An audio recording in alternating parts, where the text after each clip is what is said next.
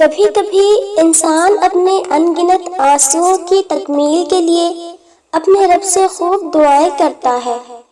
روتا ہے، اپنے رب کو مناتا ہے، یہاں تک کہ اسے اپنی خواہش کی طلب تہجد تک لے آتی ہے،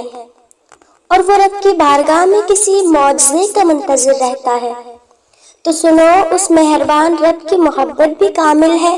اور اس کا علم بھی کامل ہے۔ وہ تمہاری ہر بے چینی اور ہر تڑپ سے خوب واقف ہے،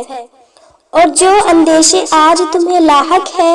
اور جو مشکلات تمہیں قبولیت کے شک میں مبتلا کر رہی ہیں، تو سنو، میرا رب خود فرماتا ہے کہ اے انسان، اپنے آپ کو سنبھالے رکھو،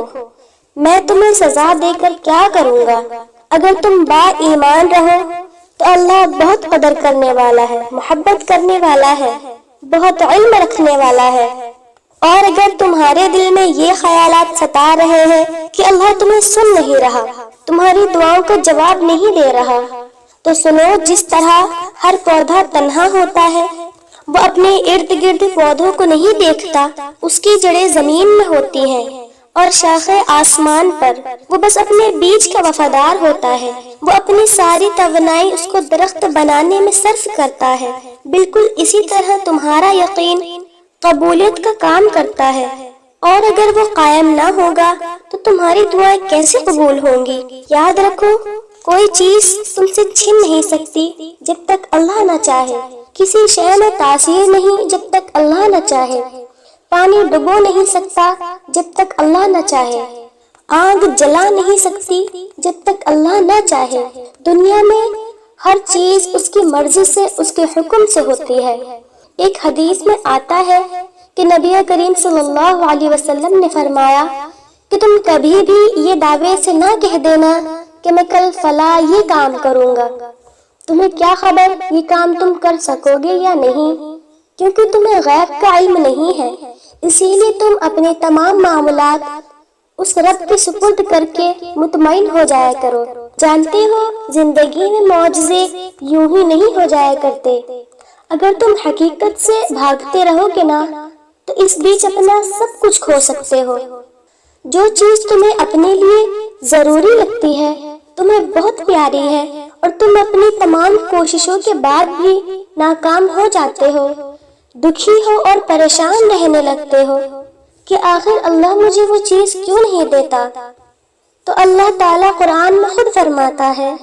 کہ اگر تو میری رضا پہ راضی ہو جائے کہ اللہ جو تو نے دیا ہے وہ بہتر ہے، میں اس پر راضی ہوں، تو میں تجھے وہ بھی دوں گا جو تجھے چاہیے۔ اور اگر تمہیں یہ لگتا ہے کہ اللہ تمہاری حالت نہیں بدلے گا، تو یاد رکھو، گہری آندھی ہو یا رات ڈھل ہی جاتی ہے، تیز بارش ہو یا طوفان تھم ہی جاتا ہے۔ تو کیا وہ تمہارے لیے معجزے نہیں کرے گا؟ کیونکہ کائنات کا سارا اختیار کلی طور پر اس مہربان رب کے پاس ہے۔ اور اگر تم ذرا غور کرو تو نہ زمین ہمیشہ بنجر پڑی رہتی ہے اور نہ یہ دل، یہاں تک کہ بکھرے پتے بھی ایک دن سمٹ جاتے ہیں۔ اسی طرح نہ آزمائش مسلسل رہتی ہے اور نہ زندگی میں آئی کوئی مصیبت، سب سنور جاتا ہے، سب بدل جاتا ہے،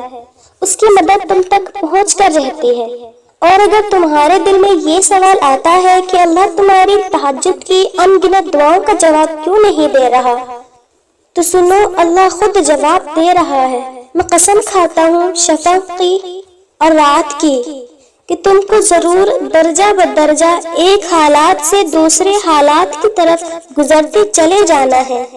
اور سنو، تہجد کی لگن اور ان گنت دعاؤں سے بھی معجزے نہیں ہو رہے تو سمجھ جاؤ کہ اس نے تمہاری دعاؤں کے جواب ابھی خود تک محدود کر رکھے ہیں۔ تم جتنی لگن سے اللہ کو پکارتے ہو یہ بے وجہ نہیں ہے، وہ تمہاری منزل میں ایک معجزہ خاص ضرور کرے گا انشاءاللہ۔